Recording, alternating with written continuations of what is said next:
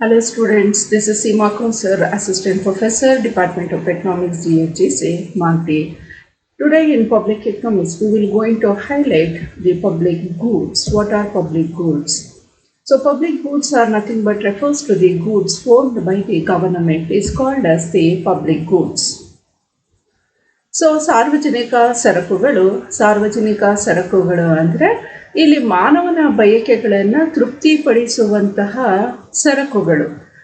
ನಾವು ಎರಡು ಭಾಗಗಳಾಗಿ ಅದನ್ನು ವಿಂಗಡಣೆ ಮಾಡಬಹುದು. ಒಂದು ಸಾರ್ವಜನಿಕ ಸರಕುಗಳು ಮತ್ತು ಖಾಸಗಿ ಸರಕುಗಳು, public goods and private goods. So ಇಲ್ಲಿ ಸಾಮುದಾಯಿಕ ಬಯಕೆಗಳ ತೃಪ್ತಿಗಾಗಿ ಲಭ್ಯವಿರುವ ಸರಕುಗಳನ್ನು ಸಾರ್ವಜನಿಕ ಸರಕುಗಳು ಎಂದು ನಾವು ಕರೆಯುತ್ತೇವೆ. ಅಂದರೆ ಇಡೀ ಮಾನವನ ಬಯಕೆಗಳು, ಅದು ಸಾಮುದಾಯಿಕ ಬಯಕೆಗಳು ಆಗಿರಬೇಕು. ಸೊ ಇಲ್ಲಿ ಇಡೀ ಸಮುದಾಯದ ಜನರ ಬಯಕೆಗಳ ತೃಪ್ತಿಗಾಗಿ ಲಭ್ಯವಿರುವಂತಹ ಸರಕುಗಳನ್ನು ನಾವು ಸಾಮುದಾಯಿಕ ಅಥವಾ ಸಾರ್ವಜನಿಕ ಸರಕುಗಳಂತ ಕರಿತೀವಿ. ಅಂದರೆ ಸಮಾಜದಲ್ಲಿ ಎಲ್ಲ ವರ್ಗಗಳು ಇರ್ತಾರೆ. ಸಮಾಜದ ಜನರ ಬಯಕೆಗಳನ್ನು ಈಡೇರಿಸುವ ಸರಕುಗಳು ಅದು ಸಾಮಾಜಿಕ ಸರಕುಗಳು ಅಥವಾ ಸಾರ್ವಜನಿಕ ಸರಕುಗಳು, ಪಬ್ಲಿಕ್ ಗೂಡ್ಸ್ ಅಂತ ನಾವು ಕರಿತೀವಿ. ಯಾಕಂದರೆ ಇಲ್ಲಿ ಸರಕುಗಳನ್ನು ಯಾರು ಬೇಕಾದರೂ ಅನುಭೋಗವನ್ನು ಮಾಡಬಹುದು. ಸೊ ಇಲ್ಲಿ ಸಾರ್ವಜನಿಕ ಸರಕುಗಳಲ್ಲಿ ನಾವು ಕೆಲವೊಂದು ಲಕ್ಷಣಗಳನ್ನು ನೋಡ್ತೀವಿ. ಅದು ಮೊದಲನೇ ಲಕ್ಷಣ ಏನಪ್ಪ ಅಂದರೆ ಪ್ರಯೋಜನದಲ್ಲಿ ಭಿನ್ನವಾಗಿರುತ್ತೆ. ಅಂದರೆ ಇಲ್ಲಿ ಸರ್ಕಾರ ಆ ಸರಕುಗಳನ್ನು ಸಮುದಾಯದ ಜನರಿಗೆ ಪೂರೈಕೆ ಮಾಡುತ್ತೆ. ಆದರೆ ಯಾರು ಅದನ್ನು ಅನುಭೋಗ ಮಾಡ್ತಾರೋ ಅವರಿಗೆ ಅದರಿಂದ ಆಗುವಂತಹ ಪ್ರಯೋಜನಗಳು ಭಿನ್ನವಾಗಿರುತ್ತೆ. ಫಾರ್ ಎಕ್ಸಾಂಪಲ್, ನಾವು ಪಬ್ಲಿಕ್ ಪಾರ್ಕ್ಸನ್ನು ನೋಡ್ತೀವಿ. ಸೊ ಆ ಪಬ್ಲಿಕ್ ಪಾರ್ಕ್ಸ್ನಲ್ಲಿ ಅನೇಕ ವರ್ಗದ ಜನರು, ಅನೇಕ ವಯೋಮಾನದ ಜನರು ಅಲ್ಲಿ ಸೇರಿರ್ತಾರೆ. ಆದರೆ ಅದರಿಂದ ಪಬ್ಲಿಕ್ ಪಾರ್ಕ್ನಿಂದ ಅಥವಾ ಸಾರ್ವಜನಿಕ ಉದ್ಯಾನವನದಿಂದ ಸಿಗುವಂತಹ ಲಾಭಗಳು, ಪ್ರಯೋಜನಗಳು ಬೇರೆ ಬೇರೆ ಆಗಿರುತ್ತೆ. ಫಾರ್ ಎಕ್ಸಾಂಪಲ್, ಹಿರಿಯ ನಾಗರಿಕರಿಗೆ ಅದು ವಿಶ್ರಾಂತಿ ಕೊಡುವಂತಹ ಒಂದು ತಾಣವಾಗಿರುತ್ತೆ ಅಥವಾ ವಿಶ್ರಾಂತಿ ನೀಡುವಂತಹ ಒಂದು ಸ್ಥಳವಾಗಿರುತ್ತೆ. ಹಾಗೆ ತುಂಬ ಯಂಗ್ಸ್ಟರ್ಸ್ ಅವ್ರಿಗೆ ಅವ್ರಿಗೆ ತುಂಬ ಸಂತೋಷ ಆಗುತ್ತೆ. ಮತ್ತು ಒಂದು ಸಾರ್ವಜನಿಕ ಆ ಒಂದು ಉದ್ಯಾನವನ ನೋಡಿದ್ರೆ ಅವರಲ್ಲಿ ಹುಮ್ಮಸ್ಸು ಬೆಳಿಬಹುದು. ಹಾಗೆ ಆರೋಗ್ಯದಲ್ಲಿ ಏರುಪೇರು ಆಗಿರುವಂತಹ ಜನರಿಗೆ ತಮ್ಮ ಆರೋಗ್ಯ ಸರಿ ಹೋಗಲಿ, ಸೊ ಒಳ್ಳೆಯ ಆಕ್ಸಿಜನ್ ಲೆವೆಲ್ ಸಿಗಲಿ ಅನ್ನುವಂತಹ ಒಂದು ಉದ್ದೇಶವನ್ನು ಇಟ್ಕೊಂಡಿರ್ತಾರೆ. ಸೊ ಪಬ್ಲಿಕ್ ಪಾರ್ಕ್ಸ್ ಅಥವಾ ಪಬ್ಲಿಕ್ ಗೂಡ್ ನಾವೇನಂತ ಕರಿತೀವಿ, ಆ ಸಾರ್ವಜನಿಕ ಸರಕು ಎಲ್ಲ ವರ್ಗದ ಜನರಿಗೂ ಸಹ ಒಂದೇ ಸಮನಾದಂತಹ ಪ್ರಯೋಜನ ನೀಡಲ್ಲ. ಸೊ ಅಲ್ಲಿ ಪ್ರಯೋಜನದಲ್ಲಿ ನಾವು ಭಿನ್ನತೆಯನ್ನು ನೋಡ್ತೀವಿ. ಹಾಗೆ ಅವಿಭಜನೀಯತೆ ಅಥವಾ ಇಂಡಿವಿಸಿಬಿಲಿಟಿ. ಇಲ್ಲಿ ಪಬ್ಲಿಕ್ ಗೂಡ್ ಅನ್ನೋದು ಒಬ್ಬೊಬ್ಬರಿಗೆ ಒಂದೊಂದು ರೀತಿ ಸರ್ಕಾರ ಪ್ರೊವೈಡ್ ಮಾಡಲ್ಲ. ಸೊ ಅಲ್ಲಿ ವಿಭಜನೆ ಮಾಡೋದಕ್ಕೆ ನಾವು ಸಾಧ್ಯ ಆಗಲ್ಲ. ಫಾರ್ ಎಕ್ಸಾಂಪಲ್, ಒಂದು ಬಸ್ಸು, ಅದೇ ಬಸ್ಸಲ್ಲಿ ಕೆಲವು ಸೀಟ್ಸ್ಗಳನ್ನು ಎಕ್ಸೆಪ್ಟ್ ಫೀಮೇಲ್ಸು ಅದು ಬಿಟ್ಟರೆ ನಾವು ಬಡವರು, ಶ್ರೀಮಂತರಿಗೆ ಆ ಥರ ಬೈಫರ್ಕೇಷನ್ ನಮ್ಮಲ್ಲಿ ಇರಲ್ಲ. ಆ ಸಾರ್ವಜನಿಕ ಸರಕುಗಳಲ್ಲಿ ಬೈಫರ್ಕೇಷನ್ ಅನ್ನೋದನ್ನು ನಾವು ನೋಡಲ್ಲ. There will be no bifurcation between the rich and poor for the public good or in the public good ಅಂತ ನಾವು ಹೇಳ್ಬಹುದು. ಹಾಗೆ ಬಂದರೆ ನಾವು ಅಪ್ರತ್ಯೇಕತೆಯ ನಿಯಮ, ಅದು ಸಹ ಇಲ್ಲಿ ಇಲ್ಲ. ಪ್ರತ್ಯೇಕವಾದಂತಹ ನಿಯಮನೇ ಇಲ್ಲ. ಯಾರು ಬೇಕಾದರೂ ಸಾರ್ವಜನಿಕ ಸರಕುಗಳನ್ನು ಅದನ್ನು ಅನುಭವಿಸಬಹುದು, ಅನುಭೋಗವನ್ನು ಮಾಡಬಹುದು.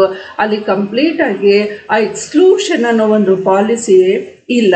ಯಾರು ಬೇಕಾದರೂ ಆ ಸಾರ್ವಜನಿಕ ಸರಕನ್ನು, ಸರ್ಕಾರ ನೀಡುವಂತಹ ಸರಕುಗಳನ್ನು, ಸರ್ಕಾರ ಉತ್ಪಾದನೆ ಮಾಡುವಂತಹ ಸರಕನ್ನು ಯಾರು ಬೇಕಾದರೂ ಅನುಭೋಗ ಮಾಡಬಹುದು.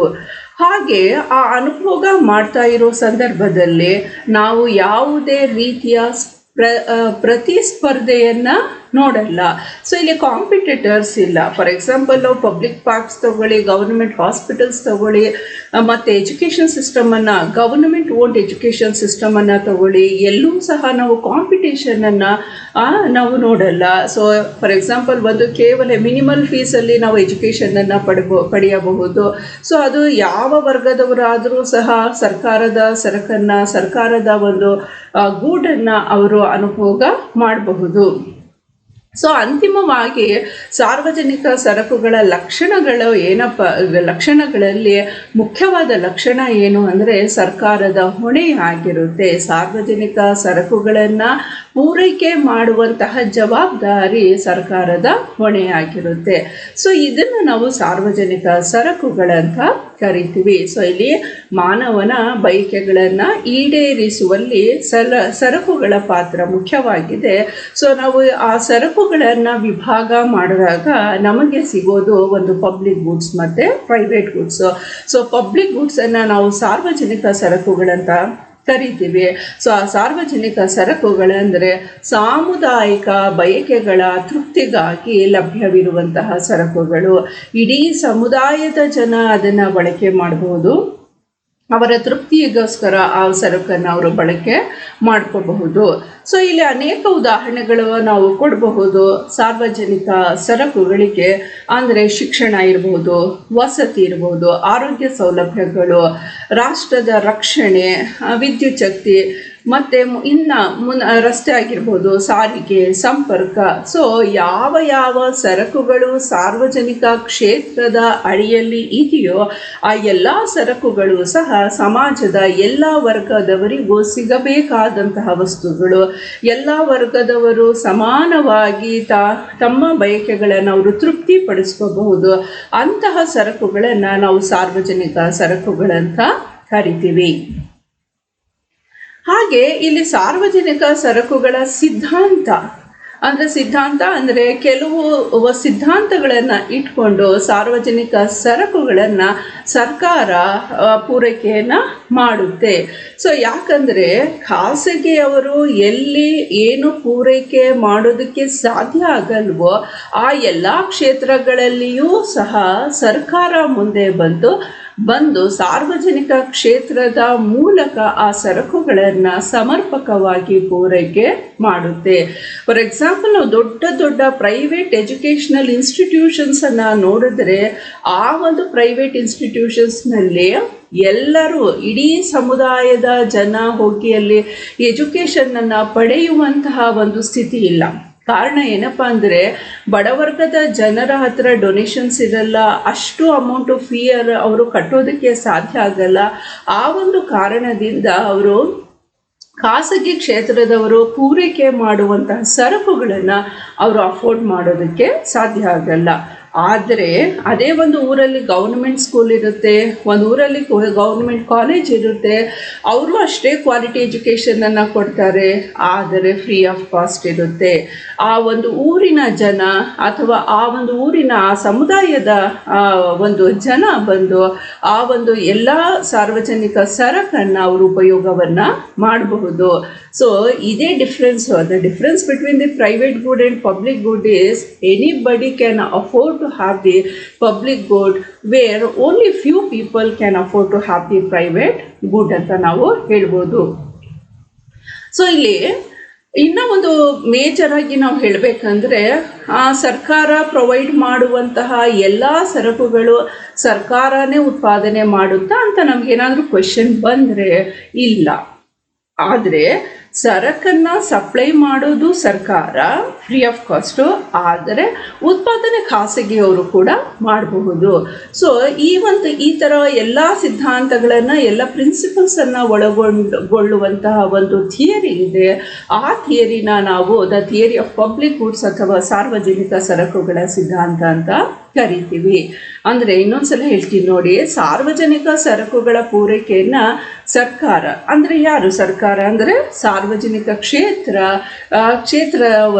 ಕ್ಷೇತ್ರವನ್ನು ವಹಿಸಿಕೊಳ್ಳಬೇಕಾಗುತ್ತೆ. ಯಾಕಂದರೆ ಆ ಒಂದು ಖಾಸಗಿ ಕ್ಷೇತ್ರದಿಂದ ಸಮರ್ಪಕವಾಗಿ ಪೂರೈಕೆ ಆಗದೇ ಇರುವಂತಹ ಸರಕುಗಳನ್ನು ಸರ್ಕಾರ ಅಥವಾ ಸಾರ್ವಜನಿಕ ಕ್ಷೇತ್ರ ಪೂರೈಕೆ ಮಾಡುತ್ತೆ. ಇದರಲ್ಲಿ ಅನೇಕ ಕಾರಣಗಳಿವೆ. ಈ ಒಂದು ಸಾರ್ವಜನಿಕ ಸರಕುಗಳ ಒಂದು ಸಿದ್ಧಾಂತ ಅಥವಾ ಸಾರ್ವಜನಿಕ ಕ್ಷೇತ್ರದಿಂದ ಯಾಕೆ ಸರಕುಗಳು ಪೂರೈಕೆ ಆಗುತ್ತೆ ಅನ್ನೋದಲ್ಲಿ ಅನೇಕ ಕಾರಣಗಳಿವೆ. ಮೊದಲನೇ ಕಾರಣ ಸರಕುಗಳ ಸಕಾಲಿಕ ಪೂರೈಕೆಯ ಕೊರತೆ, lack of supply of goods. So ಇಲ್ಲಿ ಸಾರ್ವಜನಿಕ ಸರಕುಗಳು ಅತ್ಯವಶ್ಯಕ. ಮೊದಲೇ ಹೇಳಿದ ಹಾಗೆ ಎಲ್ಲ ಜನರು ಉತ್ತಮವಾದಂತಹ ಜೀವನ ಮಟ್ಟವನ್ನು ಹೊಂದಿರಲ್ಲ, ಒಳ್ಳೆಯ ಆದಾಯ ಹೊಂದಿರಲ್ಲ. ಕಾರಣ ಏನು ಅಂದರೆ ನಿರುದ್ಯೋಗದ ಸಮಸ್ಯೆ. ಆ ಒಂದು ನಿರುದ್ಯೋಗದ ಸಮಸ್ಯೆ ಇರೋದ್ರಿಂದ ಆದಾಯ ಕಡಿಮೆ ಇದೆ, ಅವರ ಜೀವನ ಮಟ್ಟ ಅವರು ಸುಧಾರಣೆ ಮಾಡೋದಕ್ಕೆ ಸಾಧ್ಯ ಆಗ್ತಾ ಇಲ್ಲ. ಆದರೂ ಸಹ ಅವರು ಈ ಸಮಾಜದಲ್ಲಿ ಬದುಕಬೇಕಂದ್ರೆ ಆ ಬದುಕುವ ಆಸರೆ ಕಲ್ಪಿಸಿಕೊಡುವಂತಹ ಒಂದು ಕ್ಷೇತ್ರ ಸಾರ್ವಜನಿಕ ಕ್ಷೇತ್ರ. ಸೊ ಇಲ್ಲಿ ಅತ್ಯವಶ್ಯಕವಾದಂತಹ ಸರಕುಗಳನ್ನು ಸರ್ಕಾರ ಪೂರೈಕೆ ಮಾಡುತ್ತೆ. ಆ ಪೂರೈಕೆ ಮಾಡೋದ್ರಿಂದ ಬಡವರ್ಗದ ಜನರು ಅವರು ತುಂಬ ಆರಾಮದಾಯಕವಾದಂತಹ ಒಂದು ಲೈಫನ್ನು ಲೀಡ್ ಮಾಡ್ತಾ ಇದ್ದಾರೆ ಅಂತ ನಾವು ಇಲ್ಲಿ ಹೇಳ್ಬೋದು. ಆದರೆ ಅದೇ ಖಾಸಗಿ ಕ್ಷೇತ್ರದವರು ಯಾವುದೇ ಕಾರಣಕ್ಕೂ ಲಾಭ ಇಲ್ಲದಂತಹ ಒಂದು ಕ್ಷೇತ್ರಗಳಲ್ಲಿ ಅವರು ಹೂಡಿಕೆ ಮಾಡಲ್ಲ. ಫಾರ್ ಎಕ್ಸಾಂಪಲ್, ಫ್ರೀ ಎಜುಕೇಷನ್ನಲ್ಲಿ ಅವರು ಹೂಡಿಕೆ ಮಾಡಲ್ಲ, ಫ್ರೀ ಗವರ್ನಮೆಂಟ್ ಹಾಸ್ಪಿಟಲ್ಸ್ನಲ್ಲಿ ಅವರು ಹೂಡಿಕೆ ಮಾಡಲ್ಲ, ಮತ್ತು ಫ್ರೀ ರೋಡ್ಸ್ ಕಲ್ಪಿಸ್ಕೊಡ್ಬೇಕಾದ್ರೆ ಅವರು ಹೂಡಿಕೆಯನ್ನು ಮಾಡಲ್ಲ. ಯಾಕಂದರೆ ಖಾಸಗಿ ಅಂದ ತಕ್ಷಣವೇ ಅಲ್ಲಿ ಪ್ರಾಫಿಟ್ ಮೋಟಿವ್ ಇರುತ್ತೆ. ಅವರು ಯಾವಾಗಲೂ ಸಹ ಯಾವುದರಿಂದ ಉತ್ತೇಜನವನ್ನು ಪಡಿತಾರೆ ಅಂದರೆ ಅವರು ಯಾವಾಗಲೂ ಸಹ ಲಾಭಕ್ಕೆ ಮಾತ್ರ ಅವರು ಮುಂದೆ ಬರ್ತಾರೆ. ಹಾಗಾಗಿ ಎಲ್ಲ ಸಮುದಾಯದ ಒಂದು ಬಯಕೆಗಳನ್ನು ಈಡೇರಿಸುವಂತಹ ಶಕ್ತಿ ಯಾವ ಕ್ಷೇತ್ರಕ್ಕೆ ಇದೆ ಅಂದರೆ ಅದು ಸರ್ಕಾರಕ್ಕೆ ಮಾತ್ರ ಇದೆ, ಆ ಸಾರ್ವಜನಿಕ ಕ್ಷೇತ್ರಕ್ಕೆ ಮಾತ್ರ ಇದೆ ಅಂತ ನಾವು ಹೇಳ್ಬೋದು. ಇನ್ನು ಸ್ವಲ್ಪ ಮುಂದೆ ಹೋದರೆ ಯುದ್ಧ ತಂತ್ರಗಳ ಸರಕುಗಳು ಸಹ ಸರ್ಕಾರ ಪೂರೈಕೆ ಮಾಡುತ್ತೆ. ರಾಷ್ಟ್ರದ ರಕ್ಷಣೆ ಅನ್ನೋದು ಸರ್ಕಾರದ ಜವಾಬ್ದಾರಿಯಾಗಿರುತ್ತೆ. ರಾಷ್ಟ್ರದ ರಕ್ಷಣೆ ಯಾಕಂದರೆ ಇತ್ತೀಚಿನ ದಿನಗಳಲ್ಲಿ ನಾವು ಎಲ್ಲಿ ನೋಡಿದ್ರೂ ಸಹ ಭಯದ ವಾತಾವರಣ ಇದೆ. ಒಂದು ರಾಷ್ಟ್ರ ಮತ್ತೊಂದು ರಾಷ್ಟ್ರಕ್ಕೆ ಅವರು ಎಲ್ಲೂ ಸಹ ಅವರ ಒಂದು ಫ್ರೆಂಡ್ಶಿಪ್ ನೇಚರು ಅಥವಾ ಸ್ನೇಹಮಯವಾದಂತಹ ವಾತಾವರಣ ಇಲ್ಲ. ಯಾರು ಯಾವ ಕಾಲದಲ್ಲಿ ಆದರೂ ಸಹ ಅವರು ಅಟ್ಯಾಕ್ ಮಾಡಬಹುದು. ಸೊ ಅಂತಹ ಸಂದರ್ಭದಲ್ಲಿ ಯುದ್ಧ ತಂತ್ರದ ಸಾಮಗ್ರಿಗಳನ್ನು ಪ್ರೈವೇಟ್ ಅವರು ಕೊಡೋದು ಔಚಿತ್ಯವಾಗಿರುತ್ತೋ ಅಥವಾ ಗೌರ್ನಮೆಂಟ್ ಅವ್ರು ಪ್ರೊವೈಡ್ ಮಾಡಿದ್ರೆ ಅದು ಉತ್ತಮವಾಗಿರುತ್ತೆ ಅಂತ ನಾವು ಯೋಚನೆ ಮಾಡಿದಾಗ, ಯಾಕಂದರೆ ರಾಷ್ಟ್ರದ ರಕ್ಷಣೆ ಮೊದಲನೇ ಆದ್ಯತೆ ಆಗಿರಬೇಕು. ಸೊ ಆ ಒಂದು ಮೊದಲನೇ ಆದ್ಯತೆಯಲ್ಲಿ ಸರ್ಕಾರ ಮಾತ್ರ ಅದು ಕೊಡೋದಕ್ಕೆ ಸಾಧ್ಯ ಆಗುತ್ತೆ. ಸೊ ಇಲ್ಲಿ ಎರಡು ರೀತಿಯ ಸರಕುಗಳನ್ನು ನಾವು ತಗೊಂಡ್ರೆ, ಒಂದು ಅತ್ಯವಶ್ಯಕ ಸೌಲಭ್ಯಗಳು, ಶಿಕ್ಷಣ ಆಗಿರ್ಬೋದು, ವೈದ್ಯಕೀಯ ಸೌಲಭ್ಯಗಳು, ಕುಡಿಯುವ ನೀರು, ಶೌಚಾಲಯದ ಒಂದು ವ್ಯವಸ್ಥೆ ಆಗಿರ್ಬೋದು. ಒಟ್ಟಾರೆ ಹೇಳಬೇಕಂದ್ರೆ ಮೂಲಭೂತ ಸೌಕರ್ಯಗಳು ಒಂದು ಕಡೆ ಅತ್ಯವಶ್ಯಕ ವಸ್ತುಗಳಲ್ಲಿ, ಮತ್ತು ಮತ್ತೊಂದು ಕಡೆ ರಾಷ್ಟ್ರದ ರಕ್ಷಣೆ ಅಂತ ನಾವು ಮಾತಾಡಿದಾಗ ಆ ರಾಷ್ಟ್ರದ ರಕ್ಷಣೆಯಲ್ಲಿ ಯುದ್ಧ ತಂತ್ರಗಳು ಮತ್ತು ಯುದ್ಧ ಸಾಮಗ್ರಿಗಳನ್ನು ಪ್ರೊಡ್ಯೂಸ್ ಮಾಡುವಂತಹ ಜವಾಬ್ದಾರಿ ಸಹ ಸರ್ಕಾರದ್ದಾಗಿರುತ್ತೆ. ಸೊ ಹಾಗಾಗಿ ಅತ್ಯವಶ್ಯಕ ವಸ್ತುಗಳು ಮತ್ತು ಯುದ್ಧ ತಂತ್ರದ ವಸ್ತುಗಳು ಸರಕುಗಳನ್ನು ಸಕಾಲಿಕವಾಗಿ ಪೂರೈಕೆ ಮಾಡುವಂತಹ ಸಾಮರ್ಥ್ಯ ಸಾರ್ವಜನಿಕ ಕ್ಷೇತ್ರಕ್ಕೆ ಮಾತ್ರ ಲಭ್ಯವಿದೆ. ಅದು ಖಾಸಗಿ ಕ್ಷೇತ್ರದವರ ಅದು ಮಾಡೋದಕ್ಕೆ ಅವರ ಕೈಯಲ್ಲಿ ಸಾಧ್ಯನೇ ಆಗಲ್ಲ. ಮತ್ತು ಆ ಒಂದು ಖಾಸಗಿ ಕ್ಷೇತ್ರಕ್ಕೆ ಬಿಟ್ಟು ಕೊಡುವುದು ಸಹ ಒಂದು ಆದರ್ಶ ಪ್ರಾಯ ಅಂತ ನಾವು ಹೇಳೋದಕ್ಕೂ ಸಾಧ್ಯ ಆಗಲ್ಲ. ಸೊ ಇಲ್ಲಿ ಸಾರ್ವಜನಿಕ ಸರಕುಗಳ ಒಂದು ಸಿದ್ಧಾಂತದಲ್ಲಿ ಮೊದಲನೇ ಕಾರಣ ಏನಪ್ಪ ಅಂದರೆ ಸರಕುಗಳ ಸಕಾಲಿಕ ಪೂರೈಕೆಯ ಕೊರತೆ. ಖಾಸಗಿ ಕ್ಷೇತ್ರದವರಿಂದ ಇದನ್ನು ಸಪ್ಲೈ ಮಾಡೋಕ್ಕಾಗಲ್ಲ, ಇದು ಸಾರ್ವಜನಿಕ ಕ್ಷೇತ್ರದಿಂದ ಮಾತ್ರ ಸಪ್ಲೈ ಮಾಡೋಕ್ಕಾಗುತ್ತೆ ಅಂತ ನಾವು ಹೇಳ್ಬೋದು. ಎರಡನೇ ಅತಿ ಮುಖ್ಯವಾದಂತಹ ಕಾರಣ ಸಾರ್ವಜನಿಕ ಸರಕುಗಳ ಒಂದು ಸಿದ್ಧಾಂತದಲ್ಲಿ ಮೂಲ ಅವಶ್ಯಕತೆಯ ಸರಕುಗಳ ಅಲಭ್ಯತೆ, non availability of essential commodities. So ಇಲ್ಲಿ ಯಾಕೆ ಖಾಸಗಿಯವರು ಮೂಲ ಅವಶ್ಯಕತೆಗಳ ಸರಕುಗಳನ್ನು ಅವರು ಪೂರೈಕೆ ಮಾಡೋದಕ್ಕೆ ಸಾಧ್ಯ ಇಲ್ಲ ಅಂದರೆ, ಮೂಲ ಅವಶ್ಯಕತೆಗಳ ಸರಕುಗಳು ಯಾವುದೇ ರೀತಿಯ ಲಾಭವನ್ನು ಅವ್ರಿಗೆ ತಂದುಕೊಡಲ್ಲ. ಸೊ ಹಾಗಾಗಿ ಅವರು ಖಾಸಗಿ ಕ್ಷೇತ್ರದವರು ಅಂತಹ ಒಂದು ಸರಕುಗಳನ್ನು ಅವರು ಪ್ರೊಡ್ಯೂಸ್ ಮಾಡೋದು ಇಲ್ಲ, ಸಪ್ಲೈ ಮಾಡೋದು ಇಲ್ಲ ಫ್ರೀ ಆಫ್ ಕಾಸ್ಟು. ಸೊ ಯಾವಾಗ ಆ ಥರ ಸರಕುಗಳು ಅವರು ಪ್ರೊಡ್ಯೂಸ್ ಮಾಡೋದಕ್ಕೆ ಮತ್ತು ಸಪ್ಲೈ ಮಾಡೋದಕ್ಕೆ ಸಾಧ್ಯ ಆಗಲ್ವೋ, ಅದು ಅನುಭೋಗಿಗಳ ಮೇಲೆ ಕೆಟ್ಟ ಪರಿಣಾಮ ಅಥವಾ ನೆಗೆಟಿವ್ ಇಂಪ್ಯಾಕ್ಟ್ ಬೀರುತ್ತೆ ಅಂತ ನಾವು ಹೇಳ್ಬೋದು. ಸೊ ಅದಕ್ಕೋಸ್ಕರ ಸರ್ಕಾರದ ಅವಶ್ಯಕತೆ ಇಲ್ಲಿ ನಮಗೆ ಕಂಡು ಬರುತ್ತೆ. ಸೊ ಮೂಲಭೂತ ಅವಶ್ಯಕತೆಗಳ ಒಂದು ಸರಕುಗಳ ನಿರ್ವಹಣೆ ಮಾಡೋದು, ಉತ್ಪಾದನೆ ಮಾಡೋದು, ಸೊ ಆ ಎಲ್ಲ ಒಂದು ಜವಾಬ್ದಾರಿ ಸರ್ಕಾರದ್ದೇ ಆಗಿರುತ್ತೆ. ಸೊ ಎಲ್ಲಿ non availability of essential commodities by private sector ಬರುತ್ತೋ, there will be public sector, they will provide the essential commodities for the smooth functioning of the society to eradicate the social unjust ಅಂತ ನಾವು ಹೇಳಬಹುದು. ಮೂರನೇ ಅತಿ ದೊಡ್ಡದಾದಂತಹ ಒಂದು ಕಾರಣ ಉತ್ಪಾದನೆಯಲ್ಲಿ ಏರಿಳಿತಗಳು, ಆ ಫ್ಲಕ್ಚುಯೇಷನ್ಸ್ ಇನ್ ಪ್ರೊಡಕ್ಷನ್. ಸೊ ಇಲ್ಲಿ ಉತ್ಪಾದನೆ ಅಂದ್ರೇನೆ ಅಲ್ಲಿ ಏರಿಳಿತಕ್ಕೆ ಅದು ಒಳಪಡ್ತಾ ಇರುತ್ತೆ. ಕೆಲವೊಮ್ಮೆ ಅದು ಹೆಚ್ಚಾಗಿ ಉತ್ಪಾದನೆ ಮಾಡಬಹುದು, ಕೆಲವೊಮ್ಮೆ ಸರಕುಗಳು ಶಾರ್ಟೇಜ್ ಆಗಿರುತ್ತೆ, ಕೊರತೆಯಿಂದ ಕೂಡಿರುತ್ತೆ. ಸೊ ಇಲ್ಲಿ ಖಾಸಗಿ ಕ್ಷೇತ್ರದ ಬಗ್ಗೆ ನಾವೇನಾದರೂ ಮಾತಾಡೋದಾದರೆ, ಖಾಸಗಿ ಕ್ಷೇತ್ರದವರು ಈ ಉತ್ಪಾದನೆಯಲ್ಲಿ ಏರಿಳಿತಗಳು ಉಂಟಾಗೋದು ಅಥವಾ ಬೆಲೆಯಲ್ಲಿ ಏರಿಳಿತ ಉಂಟಾಗೋದು ಅವ್ರ ಕೈಲಿ ತಡೆದುಕೊಳ್ಳುವಂತಹ ಒಂದು ಸಾಮರ್ಥ್ಯ ಇಲ್ಲಿ ಇಲ್ಲ. ಆದರೆ ಈ ಉತ್ಪಾದನೆಯಲ್ಲಿ ಎಷ್ಟೇ ಏರಿಳಿತಗಳು ಆದರೂ ಸಹ ಸಾರ್ವಜನಿಕ ಕ್ಷೇತ್ರ ಅದನ್ನು ತಡೆದುಕೊಂಡು ಸಾಮುದಾಯಿಕ ಒಂದು ಬಯಕೆಗಳನ್ನು ಈಡೇರಿಸುವಲ್ಲಿ ಅದು ಸಕ್ಸಸ್ ಕಾಣುತ್ತೆ. ಸೊ ಇಲ್ಲಿ ಖಾಸಗಿ ಕ್ಷೇತ್ರದವರು ಏನಾದರೂ ಅಕಸ್ಮಾತ್ ಲಾಸ್ ಆಯಿತು ಅಂದರೆ ಅವರು ಅಲ್ಲಿಗೆ ಆ ಪ್ರೊಡಕ್ಷನನ್ನು ಸ್ಟಾಪ್ ಮಾಡ್ತಾರೆ. ಆದರೆ ಅಲ್ಲಿ ಸಾರ್ವಜನಿಕ ಕ್ಷೇತ್ರ ಹಾಗೆ ಮಾಡಲ್ಲ. ಅಲ್ಲಿ ಲಾಸ್ ಆದರೂ ಆಗಲಿ, ಫಾರ್ ಎಕ್ಸಾಂಪಲ್ ಎಜುಕೇಷನ್ ಏನು ಅವ್ರಿಗೆ ರೆವಿನ್ಯೂ ಜನರೇಟ್ ಮಾಡಿಕೊಡಲ್ಲ ಸರ್ಕಾರಕ್ಕೆ. ಗೌರ್ಮೆಂಟ್ ಹಾಸ್ಪಿಟಲ್ಸ್ ರೆವಿನ್ಯೂ ಜನರೇಟ್ ಮಾಡಿಕೊಡಲ್ಲ. ಆದರೂ ಸಹ ಹಾಸ್ಪಿಟಲ್ಸು, ಎಜುಕೇಷನ್ನು ಮತ್ತು ಬೇಸಿಕ್ ಇನ್ಫ್ರಾಸ್ಟ್ರಕ್ಚರ್ ಫೆಸಿಲಿಟೀಸಲ್ಲಿ ರೆವೆನ್ಯೂ ಇಲ್ಲ ಅಂದ್ರೂ ಸಹ ಸಾಮುದಾಯಿಕ ಬಯಕೆಗಳನ್ನು ಈಡೇರಿಸೋದಕ್ಕೆ ಸರ್ಕಾರ ಮುಂದೆ ಬಂದು ಆ ಒಂದು ಕ್ಷೇತ್ರದಿಂದ ಅವರು ಸರಕುಗಳನ್ನು ಪೂರೈಕೆ ಮಾಡ್ತಾ ಇದ್ದಾರೆ. ಸೊ ಇದು ಅತ್ಯುತ್ತಮವಾದ ಕಾರಣ ಅಂತ ನಾವು ಸಾರ್ವಜನಿಕ ಸರಕುಗಳ ಸಿದ್ಧಾಂತದಲ್ಲಿ ಹೇಳಬಹುದು. ಹಾಗೆ ನಾಲ್ಕನೇದು, ಉತ್ಪಾದನೆಯಲ್ಲಿ ಅಪವ್ಯಯಗಳು, ಡಿಸ್ಎಕಾನಮಿಸ್ ಇನ್ ಪ್ರೊಡಕ್ಷನ್. ಅಂದರೆ ಉತ್ಪಾದನೆಯಲ್ಲಿ ಅಪವ್ಯಯಗಳು ಸಂಭವಿಸುವ ಪರಿಣಾಮವಾಗಿ ಸರಕುಗಳ ಸರಬರಾಜಿಗೆ ಅಡಚಣೆ ಉಂಟಾಗಬಹುದು. ಪ್ರಾರಂಭದ ಹಂತಗಳಲ್ಲಿ ಮಿತವ್ಯಯದ ಪ್ರಯೋಜನಗಳ ಫಲವಾಗಿ ಉದ್ಯಮವು ವಿಸ್ತರಣೆಗೊಂಡರೂ ಸಹ ಒಂದು ನಿರ್ದಿಷ್ಟ ಹಂತದ ನಂತರ ಸಂಭವಿಸಿದರೆ ಸರಾಸರಿ ಉತ್ಪಾದನಾ ವೆಚ್ಚವು ಹೆಚ್ಚಾಗುತ್ತೆ.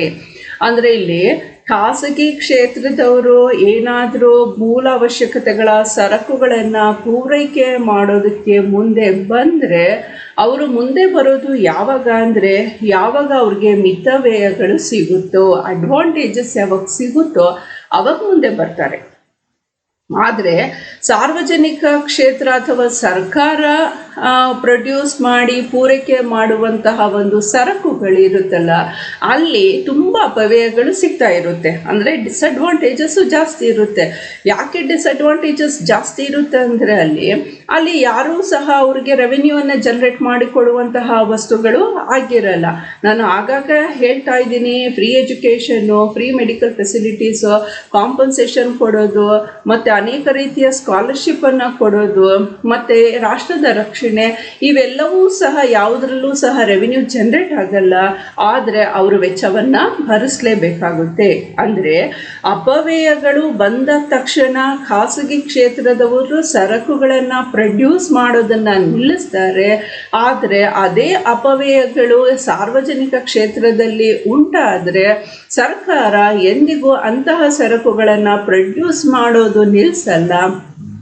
ಕಾರಣ ಏನಪ್ಪ ಅಂದರೆ, ನಾವಿವಾಗ ಈ ಒಂದು ಆಧುನಿಕ ಯುಗ ಇರೋದು ಪೊಲೀಸ್ ಸ್ಟೇಟ್ ಅಲ್ಲ, ಅದು ಜನರ ಯೋಗಕ್ಷೇಮವನ್ನು ನೋಡಿಕೊಳ್ಳುವಂತಹ ಒಂದು ಜವಾಬ್ದಾರಿ ಸರ್ಕಾರದಾಗಿರೋದ್ರಿಂದ ಅಪವ್ಯಯಗಳು ಬಂದರೂ ಸಹ ಸರ್ಕಾರ ಅಥವಾ ಸಾರ್ವಜನಿಕ ಕ್ಷೇತ್ರದಿಂದ ಸರಕುಗಳು ಪೂರೈಕೆ ಆಗುತ್ತೆ.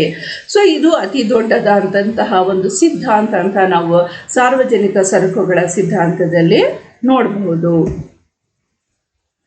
ನೆಕ್ಸ್ಟ್ 5ನೇ ಮುಖ್ಯವಾದಂತಹ ಕಾರಣ ಸಾರ್ವಜನಿಕ ಸರಕುಗಳು ಯಾಕೆ ಬೇಕು ಅಥವಾ ಸಾರ್ವಜನಿಕ ಕ್ಷೇತ್ರದಿಂದ ಯಾಕೆ ಸರಕುಗಳು ಪೂರೈಕೆ ಆಗ್ತಾ ಇದೆ ಅಂದರೆ ಅಲ್ಲಿ ಸೇವಾ ಧ್ಯೇಯಕ್ಕೆ ತಿಲಾಂಜಲಿ.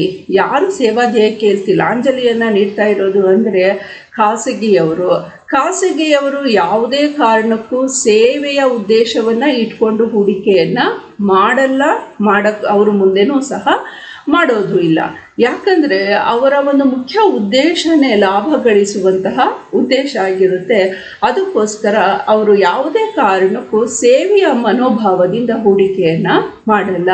ಅವರ ಮುಖ್ಯ ಗುರಿ ಏನಪ್ಪ ಅಂದರೆ ಲಾಭ ಸಂಪಾದನೆ ಮಾಡೋದು ಮಾತ್ರ ಮುಖ್ಯ ಗುರಿ ಆಗಿರುತ್ತೆ.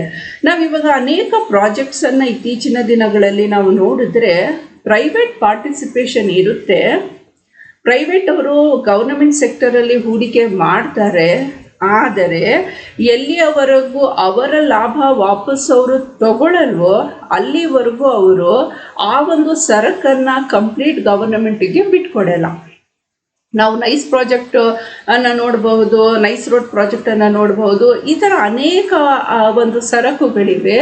ಅಲ್ಲಿ ಪ್ರೈವೇಟ್ ಪಾರ್ಟಿಸಿಪೇಷನ್ ಇದೆ, ಪ್ರೈವೇಟ್ ಇನ್ವೆಸ್ಟ್ಮೆಂಟ್ ಇದೆ. ಆದರೆ ಅವರು ಹೂಡಿರುವಂತಹ ಹೂಡಿಕೆ ವಾಪಸ್ಸು ಬರೋವರೆಗೂ ಅವರು ಆ ಒಂದು ಗೂಡನ್ನು, ಆ ಒಂದು ಸರಕನ್ನು ಸರ್ಕಾರಕ್ಕೆ ಬಿಟ್ಟು ಕೊಡಲ್ಲ. ಯಾಕಂದರೆ ಅವರು ಸೇವೆಯ ಮನೋಭಾವದಿಂದ ಬಂದಿರಲ್ಲ, ಅವರು ಲಾಭ ಸಂಪಾದನೆಯ ಗುರಿಯನ್ನು ಇಟ್ಟುಕೊಂಡು ಬಂದಿರ್ತಾರೆ. ನಾವಿನ್ನೂ ಒಂದು ಬೆಸ್ಟಾಗಿ ಹೇಳಬೇಕಂದ್ರೆ, for example buses, BMTC bus ಆಗಿರಲಿ, KSRTC ಬಸ್ಸಸ್ ಆಗಿರಲಿ, ಅಥವಾ ಗೌರ್ನಮೆಂಟ್ ಬಸ್ಸಸ್ ಆಗಿರಲಿ. ಸೊ ಅಲ್ಲಿ ನೋಡಿ, ಒಂದು 100 ಕಿಲೋಮೀಟರ್ ನಾವು ಡಿಸ್ಟೆನ್ಸಿಗೆ ಹೋದರೆ ಹಾರ್ಡ್ಲಿ ಅಲ್ಲಿ 70 ರಿಂದ 80 ರೂಪಾಯಿ ಒಂದು ಟಿಕೆಟ್ ದರ ಇರುತ್ತೆ. ಅದೇ ನಾವು ಪ್ರೈವೇಟ್ ಪಾರ್ಟಿಸಿಪೇಟೆಡ್ ವಿತ್ ಗವರ್ನಮೆಂಟ್ ರೋಡ್ಸಲ್ಲಿ ನಾವೇನಾದರೂ ಅದೇ 100 ಕಿಲೋಮೀಟರ್ ನಾವು ಆ ಜರ್ನಿಯನ್ನು, ಆ ಡೆಸ್ಟಿನೇಷನನ್ನು ತಲುಪಬೇಕಂದ್ರೆ ನಾವು ಟೋಲ್ ಫೀಸನ್ನು ಕೊಡ್ತಾ ಹೋಗಬೇಕು. ಆ ಟೋಲಲ್ಲೇ ಅವರು 40 ರೂಪೀಸ್, 50 ರೂಪೀಸು, 60 ರೂಪೀಸ್ ಅಲ್ಲಿ ಅವರು ಡಿಪೆಂಡ್ಸ್ ಆನ್ ದಿ ರೇಟ್ಸು, ಅವರು ಅಲ್ಲಿ ಅದನ್ನು ವಸೂಲು ಮಾಡ್ತಾರೆ. ಮತ್ತು ಆ ಡೆಸ್ಟಿನೇಷನ್ಗೆ ನಾವು ರೀಚ್ ಆಗುವಷ್ಟರಲ್ಲಿ ಮೋರ್ ದೆನ್ 100 ರೂಪೀಸ್ ಕಾಸ್ಟ್ ಆಗೋಗಿರುತ್ತೆ. ನಾವು ಯಾವಾಗ ಕಾಸ್ಟ್ ಕ್ಯಾಲ್ಕುಲೇಟ್ ಮಾಡ್ತೀವೋ between government sector and private sector, so ನಾವು ಗವರ್ನಮೆಂಟ್ ಕಾಸ್ಟು ಆನ್ ಪಬ್ಲಿಕ್ ಏನಾಗಿರುತ್ತೆ ತುಂಬ ಕಡಿಮೆ ಆಗಿರುತ್ತೆ. ಆದರೆ ಖಾಸಗಿಯವರು ಪ್ರೊವೈಡ್ ಮಾಡುವಂತಹ ಒಂದು ಸರಕುಗಳ ಒಂದು ಕಾಸ್ಟು ಹೆಚ್ಚಾಗಿರುತ್ತೆ. ಸೊ ಇಂತಹ ಹೊರೆಯನ್ನು ಹೊತ್ತುಕೊಂಡು ಸಹ ಸಾರ್ವಜನಿಕ ಕ್ಷೇತ್ರ ಸರಕುಗಳನ್ನು ಪ್ರೊಡ್ಯೂಸ್ ಮಾಡುತ್ತೆ ಅಥವಾ ಅದನ್ನು ಪೂರೈಕೆ ಮಾಡುತ್ತೆ ಅಂತ ನಾವು ಹೇಳ್ಬೋದು. ಸೊ ಈ 5 ಕಾರಣಗಳಿಂದ ಸಾರ್ವಜನಿಕ ಸರಕುಗಳ ಸಿದ್ಧಾಂತ ಸೃಷ್ಟಿಯಾಗಿದೆ ಅಂತ ನಾವು ಹೇಳ್ಬೋದು. ಸೊ ಇಲ್ಲಿ ಒಟ್ಟಾರೆಯಾಗಿ ಸಾರ್ವಜನಿಕ ಸರಕುಗಳು ಅಂದ್ರೇ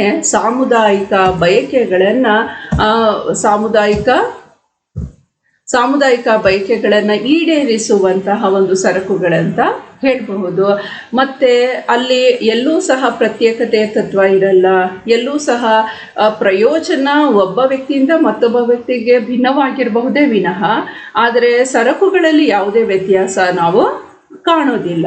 ಸೊ ಅಂತಹ ಎಲ್ಲ ಸರಕುಗಳು, ಸೊ ಅಲ್ಲಿ ಕಂಪ್ಲೀಟಾಗಿ ಸರ್ಕಾರದ ಜವಾಬ್ದಾರಿಯೇ ಆಗಿರುತ್ತೆ. ಸೊ ಅಂತಹ ಸರಕುಗಳು ಮಾತ್ರ ಸರ್ಕಾರದಿಂದ ಪ್ರೊವೈಡ್ ಮಾಡೋದಕ್ಕೆ ಸಾಧ್ಯ. ಯಾಕಂದರೆ ಪ್ರೈವೇಟ್ ಸೆಕ್ಟರ್ ಅವ್ರಿಗೆ ನಾವು ಮುಂದೆ ಬಿಟ್ಟರೆ ಅವರು ಪ್ರತಿಯೊಂದಕ್ಕೂ pay and use and pay ಪ್ರಿನ್ಸಿಪಲ್ನ ಅಡಿಯಲ್ಲಿ ಅವರು ಕಾರ್ಯವನ್ನು ನಿರ್ವಹಿಸ್ತಾ ಇರ್ತಾರೆ. ನೀವು ಯಾವುದೇ ಸರಕನ್ನು ನೀವು ತಗೊಳ್ಳಿ, ನೀವು ಅದಕ್ಕೆ ಪೇ ಮಾಡಿ ಅಷ್ಟೇ. ಬಟ್ ಗವರ್ನಮೆಂಟ್ ಸೆಕ್ಟರಲ್ಲಿ ನಾವು ಯೂಸ್ ಮಾಡ್ತೀವಿ ಪೇ ತುಂಬ ಮಿನಿಮಲ್ ಕಾಸ್ಟ್ ಅಂತ ನಾವು ಹೇಳ್ಬೋದು. ಆದರೆ ಒಳ್ಳೆಯ ಒಂದು ಸರಕನ್ನು ನಾವು ಅದನ್ನು ಯೂಸ್ ಮಾಡ್ತಾ ಇರ್ತೀವಿ. ಸೊ ಇಂತಹ ಒಂದು 5 ಕಾರಣಗಳಿಂದ ಈ ಒಂದು ಸಾರ್ವಜನಿಕ ಸರಕುಗಳ ಒಂದು ಸಿದ್ಧಾಂತ ಸೃಷ್ಟಿಯಾಗಿದೆ ಅಥವಾ ಇದೆ ಅಂತ ನಾವು ಹೇಳ್ಬೋದು. ಸೊ ಇಲ್ಲಿ ನಾವು ಮುಖ್ಯವಾಗಿ ನೆನಪಲ್ಲಿ ಇಟ್ಕೋಬೇಕಾಗಿರೋದು ಸಾರ್ವಜನಿಕ ಸರಕು ಅಂದ್ರೇನು, ಖಾಸಗಿ ಸರಕು ಅಂದ್ರೇನು. ಸಾರ್ವಜನಿಕ ಸರಕು ಅಂದರೆ ಇಲ್ಲಿ ಸಾಮುದಾಯಿಕ ಬಯಕೆಗಳನ್ನು ಈಡೇರಿಸುವಂತಹ ಹಾಗೂ ಸರ್ಕಾರ ಅದನ್ನು ಪೂರೈಕೆ ಮಾಡುವಂತಹ ಸರಕು ಆಗಿರುತ್ತೆ. ಆದರೆ ಖಾಸಗಿ ಸರಕು ಅಂದರೆ ಅಲ್ಲಿ ಸಾಮುದಾಯಿಕ ಜನರ ಒಂದು ಬಯಕೆಯನ್ನು ಈಡೇರಿಸೋದಕ್ಕೆ ಸಾಧ್ಯ ಆಗಲ್ಲ. ಅದೇನಿದ್ರೂ ಸಹ ಕೆಲವೇ ವರ್ಗಗಳು ಅಂದರೆ ಯಾರ ಹತ್ರ ಆದಾಯ ಇದೆಯೋ ಅವರು ಮಾತ್ರ ಅದನ್ನು ಯೂಸ್ ಮಾಡಬಹುದು. ಅಲ್ಲಿ ಎಲ್ಲ ಒಂದು ಸೊಸೈಟಲ್ ಕಾನ್ಸೆಪ್ಟ್ ಇಲ್ಲ, ಅಲ್ಲಿ ಒಂದು ಸರ್ವಿಸ್ ಮೋಟಿವ್ ಅನ್ನೋದಿಲ್ಲ, ಅಲ್ಲಿ ಏನಿದ್ರೂ ಸಹ ಪ್ರಾಫಿಟ್ ಓರಿಯೆಂಟೆಡ್ ಅಂತ ನಾವು ಹೇಳಬಹುದು. ಸೊ ಇನ್ನು ನಿಮಗೆ ಹೆಚ್ಚಿನ ಮಾಹಿತಿ ಬೇಕಂದರೆ ರೆಫರೆನ್ಸ್ ಬುಕ್ಸ್ ಇವೆ, ಅನೇಕ ಬುಕ್ಸು, ಭಾಟಿಯಾ ಆಗಿರ್ಬೋದು, ತ್ಯಾಗಿ ಆಗಿರ್ಬೋದು, ಮಸ್ಕ್ರೇವ್ ಮತ್ತು ಕೃಷ್ಣೇಗೌಡ ಸರ್ ಅವರ ಬುಕ್ಸ್ ಆಗಿರ್ಬೋದು, ಆ ಎಲ್ಲ ಬುಕ್ಸನ್ನು ನೀವು ರೆಫರ್ ಮಾಡಿ ಮತ್ತು ನಿಮ್ಮ ಪರೀಕ್ಷೆಗಳಲ್ಲಿ ಉತ್ತಮ ಅಂಕವನ್ನು ಪಡಿಬಹುದು ಅಂತ ಹೇಳ್ತೀವಿ. So thank you for watching this video. Thank you once again.